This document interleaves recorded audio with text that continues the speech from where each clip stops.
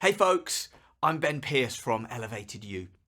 Here is a top tip for tech folks going for interviews. See tip 1 for a bit of an intro on me. Tip 3 of 8. Structure your answers. I can't tell you the amount of interview responses I've heard where I've not been able to follow the answers. I've literally heard people weave backwards and forth, up and down, change direction, double back, loop the loop. I only asked them the name. So we all get a bit nervous in an interview. So giving a bit of structure to your answers can really help. A great approach is using STAR. We used to recommend it at Microsoft all the time. It stands for situation, target, action, result.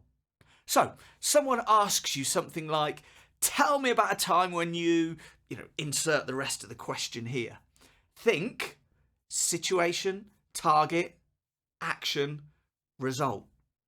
And answer using that sort of framework. For example, someone asks you, tell me about a time when you worked on a difficult project.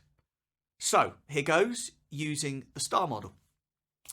Well, at the time we were working on Project X to implement a must-have feature to keep up with our competitors.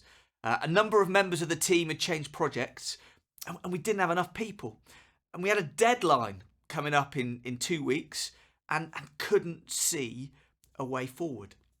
So I thought about how we could hit that deadline, and it seemed we could implement another approach that was simpler and gave enough functionality to make users happy. So I talked to my colleagues, built out a quick POC, and it turned out we could use it. So we pivoted, and with a lot of hard work, we hit the deadline.